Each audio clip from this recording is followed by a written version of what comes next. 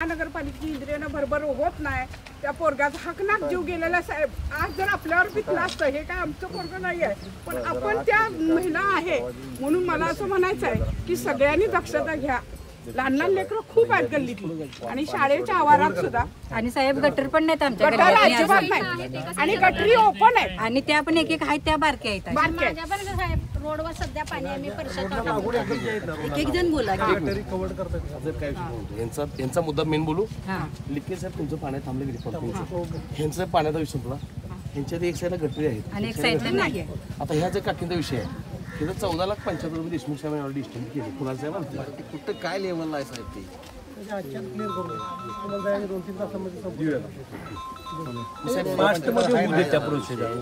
हे पाणी येत होतं तुम्ही तेवढा एरिया दाखवलं होतं।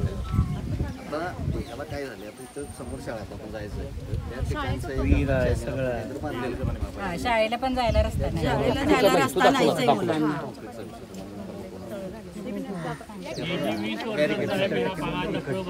काही सुद्धा त्याबरोबर जे काय आता ज्या ठिकाणी पॅक आहे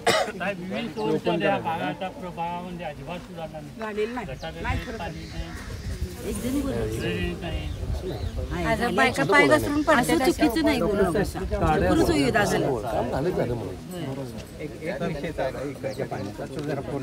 एक विषय घ्या, सगळेच विषय एकदम नको।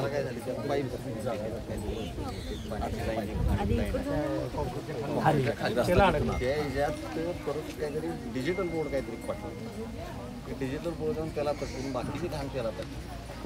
ते नसतं पलीकडे गेलं म्हणजे नशीब इथलं एका माणसानं कामावले ज्या व्यक्तीनं छातीवर घेऊन अशा 1.5 बाय 1.5च्या फटीतून जो उलटा आला म्हणजे तो मृत्यूला सामोरा होऊनच आत गेलेली व्यक्ती होती आणि त्यांना ते बाहेर काढलं मुलाला का जिवंत बाहेर काढलं। दुसरं आहे ते त्याला दिसलं पण नाही, ते पाण्याच्या आतमध्ये पोरग्यानं सांगितलं आम्हाला साहेब, आम्ही तर बाहेर आणला गेले कुठे सांगितलं की आमचा दादा किरणला बोलताय सगळ्याला ते मदतीला पाऊस आणि थंडीमुळे कोणी बाहेर नाही घरात आणि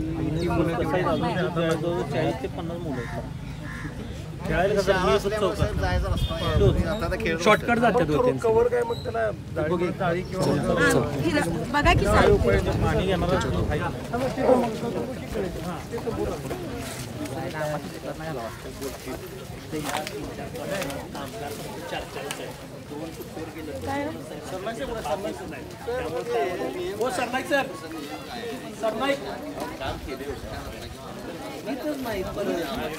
त्या ठिकाणी काय वाढलं 4 माणसं असते ती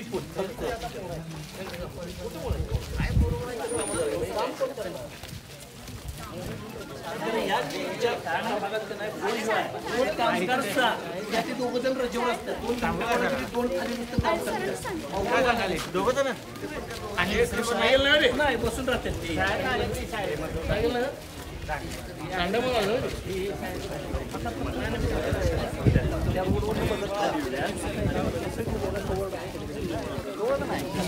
एक प्रशासकीय जबाबदार अधिकारी म्हणून समस्या काय आहेत आणि आमचे प्रतिष्ठित नागरिक, सामाजिक कार्यकर्ते आणि नेते या सर्वांच्या प्रतिक्रिया आपण जाणून घेतलेल्या आहात।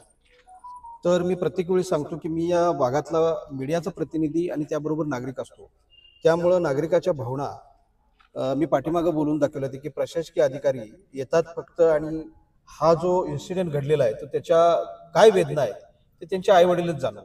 म्हणून माझी अशी विनंती आहे की बाबा या ठिकाणी प्रशासकीय म्हणून फक्त देखरेख करून न जाता याच्यावर ठाम निर्णय घेतला पाहिजे आणि त्यासाठी तुम्ही काय योजले? आता या ठिकाणी मागील 2 दिवसापूर्वी जी दुःखद घटना घडलेली होती तर त्यांच्या कुटुंबाला सुद्धा भेट देऊन सांत्वन करून धीर देण्याचा प्रयत्न प्रशासनाच्या वतीनं आज या ठिकाणी करण्यात आलेला आहे। आणि देशमुख साहेब असतील किंवा या भागातील सर्व नागरिकांच्या मागणीनुसार आज आमच्या सर्व टीमसह आम्ही या भागातील पाहणी केली आहे। त्याच्यामध्ये प्रामुख्यानं एक शॉर्ट टर्मसाठी म्हणजे ज्या कमी कालावधीमध्ये उपाययोजना कराव्या लागतात तर त्या एक कराव्या लागतील, आणखी एक लॉंग टर्मसाठी अशा 2 पार्टमध्ये महानगरपालिकेमार्फत कारवाई होणार आहे, ज्याच्यामध्ये ज्या ठिकाणी दुःखद घटना घडली त्या ठिकाणी जाळ्या लावणे असेल किंवा रोडच्या ठिकाणी ज्या ठिकाणी गटर उघडे आहेत ते कव्हर्ड करून घेणे असेल, एक विहीर या ठिकाणी उघडी आहे, धोकादायक परिस्थितीमध्ये आहे. तर त्या ठिकाणी सुद्धा संबंधित मालकाला नोटीस काढून ती विहीर मुजवणे असेल किंवा संरक्षक कठडा उपाययोजना करणे असेल, ह्या सुद्धा उपाययोजना करण्यात येणार आहे. तसेच या भागामध्ये बऱ्याच ठिकाणी याचा शेप असा थोडा बशीसारखा आहे. बऱ्याच ठिकाणी पाणी एका ठिकाणी साठतं, त्यामुळे दलदल स्वरूप या ठिकाणी प्राप्त झालेलं आहे.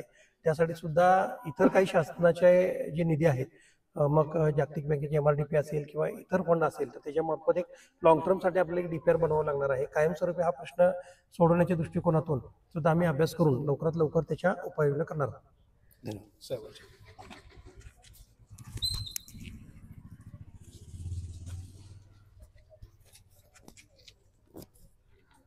साहेब, आता या प्रभागातील प्रतिष्ठित व्यक्तिमत्व म्हणून तुम्हाला ओळखलं जाते. प्रशासनाचा कालावधी लवकरच संपेल, पण प्रतिनिधी म्हणून भविष्यात ही मी जी सगळी आव्हानं बघितली त्यांना तुम्हाला प्रत्यक्षात फेस करावं लागणार आहे. तर तुम्ही प्रशासनाला आणि नागरिकांना काय संदेश द्याल? नागरिकांना संदेश देण्याऐवजी प्रशासनाला माझी सर्व लोकांच्या वतीने या ठिकाणी आणि आमच्या सहकाऱ्यांच्या वतीने विनंती राहील की हा भाग हा नैसर्गिक नेहमी पाणी येणार आहे. या परिसरामध्ये हायस्कूल असेल किंवा घरांची संख्येचं प्रमाण बघितलं तर हे दाट वस्तीचं ठिकाण आहे की ह्यामुळं ह्या ठिकाणच्या गटर्स असतील, चॅनेल्स असतील, आणि ह्या ठिकाणी येणारं पाणी हे साधारण अर्धा किलोमीटर परिसरामधून ह्या ठिकाणी येतं. तर त्यामुळं आता परवा जी झालेली दुर्दैवी घटना आहे त्यामुळं तरी प्रशासनानं जागं होऊन ही तात्काळ ह्या विषयावर कारवाई करावी. आज बऱ्याचशा ह्याच्यात पूर नियंत्रण असतील किंवा या विविध विषयांमधून निधी घेऊन ह्या ठिकाणचे सर्व प्रॉब्लेम्स, आता मी अफसर साहेबांना आम्ही सर्वांनी विनंती केली होती, तसे प्रशासनाचे सर्व अधिकारी या ठिकाणी आले आणि त्यांनी प्रत्येक गल्ली टू गल्ली या ठिकाणी आता पाणी या ठिकाणी केलेले आहे. तर त्या पाणीनुसार त्यांनी लवकरात लवकर ह्या ठिकाणी उपाययोजना निधी देऊन लवकरात लवकर कामं करून या सर्व लोकांच्या गैरसोयी आहेत त्या संपवण्यासाठीचा शब्द या ठिकाणी आम्हाला दिलेला आहे. त्यासाठी आम्ही सर्वच आमचे सगळे सहकारी नेहमीच प्रशासनाला या सर्वांच्या वतीने सांगू इच्छितो की इथं पाहणी झाली म्हणून आम्ही शांत राहिलो, विश्वास ठेवला असं होणार नाही. तर नागरिकांच्या भावना अतिशय तीव्र आहेत. आज मी नागरिकांचाही या ठिकाणी आभार व्यक्त करतो की आज अतिशय शांततेने सगळ्या अधिकाऱ्यांशी संवाद या ठिकाणी साधलेला आहे. झालेल्या दुर्घटनेचा रोष प्रचंड या ठिकाणी होता, परंतु झालेली गोष्ट परत होऊ नये यासाठीची सगळ्यांची जी भावना आहे त्या भावनेतून आणि त्या भावनेचा आदर ठेवून प्रशासनाने योग्य ती कारवाई करावी. साहेब, मला असं तुमच्या माध्यमातूनच यांना सांगायचं आहे की प्रशासन म्हणजे माझा अनुभव पहिला आहे की जीवनानंदला पोलारी साहेब होते, तिथेही एक इन्सिडेंट घडला, डेंग्यूमध्ये एक व्यक्ती गेला, पण काही कालावधीनं तो विषय पेंडिंग ठेवला जातो, म्हणजे तो विसर पडला जातो. तर तुमच्या माध्यमातून हा विषय आहे तो पुन्हा पुन्हा यांच्या आठवणीत आणून दिला जाईल का? 100% तुम्हाला आता या ठिकाणी उपस्थित असलेले आम्ही सर्व पक्षीय कार्यकर्ते आहोत. हा कुठल्या पक्षाचा किंवा राजकीय विषय म्हणून आम्ही या ठिकाणी आलेलो नाही. तर हा झालेला प्रकार हा परत होऊ नये, ह्या ठिकाणची असलेली लहान मुलांची संख्या असेल, वृद्धांची संख्या असेल, तर ह्या सर्व गोष्टींचा विचार करून आम्ही सर्व पक्षीय सर्व कार्यकर्ते हे ह्याचा पाठपुरावा करून हे काम पूर्ण करून घेतल्याशिवाय अजिबात शांत बसणार नाही. त्याच्याबरोबर आणखी एक आपण जो सर्वे केला त्यामध्ये जे शिक्षण संस्था आहे तिथे ते पूर्ण ओपन आहे गटर, म्हणजे ते आपण जाणून बुजून धोका जागा ठेवलाय असं मला असं वैयक्तिक वाटतं. यावर तुमचं म्हणणं काय? ओपन स्पेसचं म्हणताय? नाही, तो गटर आहे ना, शाळेचं गटर आहे ते. आता त्या ह्याची आता ते ऍक्च्युली प्रशासनाकडून चॅनलचं काम त्या ठिकाणी झालेलं आहे. पूर्वी जो ओपन वाहत होतं ते आता बंदिस्त त्या ठिकाणी चॅनल झालेलं आहे. परंतु आमची आणि नागरिकांची सगळ्यांची मागणी होती की मुलांची शॉर्टकट असल्यामुळे मुलांची ये जा त्या ठिकाणी होत असते, तर त्या ठिकाणी तो चॅनल पॅक करून त्याला दोन्ही बाजूनं बॅरिकेड्स लावून बंदिस्त करून द्यावा, त्या पद्धतीचं आश्वासन तिने दिलेलं आहे आणि ते काम करण्याच्या संदर्भातल्या सूचनाही प्रशासनातील खाली अधिकाऱ्यांना या ठिकाणी दिली. त्याचबरोबर तुम्ही एक प्रतिष्ठित सामाजिक कार्यकर्ते आहात, तसं मला इथं लक्षात आलं की काही घरं उंच आहेत आणि गटर खाली आहे आणि त्याची खोली जास्त आहे, प्रवाह जास्त आहे. त्यामुळे निव्वळ तुमची आणि प्रशासनाची जबाबदारी नसताना प्रत्येक कुटुंबानं आपलं लहान बाळ असेल हे असेल त्याची काळजी घेणं पण गरजेचं आहे, त्याच्यावर लक्ष ठेवणं पण गरजेचं आहे, तरच हा प्रश्न दीर्घ स्वरूपात निकाली निघू शकतो. याबद्दल तुमचं काय मत आहे? नक्कीच नागरिकांनी त्याची काळजी घेतली पाहिजे. आज प्रशासनामध्ये कर्मचाऱ्यांची अपुरी संख्या असेल, काही आर्थिक अडचणी असतील, तर त्याचबरोबर येणारा आपला भौगोलिक आपण जो राहणारा परिसर आहे तो परिसर हा एखादा पाऊस जरी लहान जरी आला तरी सगळीकडचं पाणी या ठिकाणी येत असते. त्यामुळं आमची सर्वच कार्यकर्त्यांची नागरिकांना महिलांना या ठिकाणी विनंती आहे की आपल्या लहान मुलांना बरं ह्या गटर्स या मोठ्या करण्याचं कारणच ते आहे की या ठिकाणी येणारं पाण्याचं प्रमाण त्याची क्वांटिटी जास्त असल्यामुळे त्याला साईज त्याची मोठी करावीच लागते. तर परंतु त्या ठिकाणी लहान मुलांना हे खेळायला सोडत असताना थोडं आपलंही लक्ष या ठिकाणी असलं पाहिजे. आपल्या मुलांच्याकडं खेळायला गेली तर मग ती काय करतात बाहेर हे आपण बघणे आपलं कर्तव्य.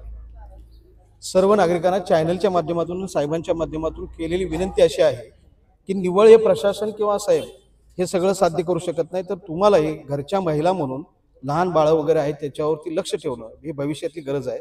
तरच हा प्रश्न दीर्घकालीन स्वरूपात निकालीत निघू शकतो. धन्यवाद.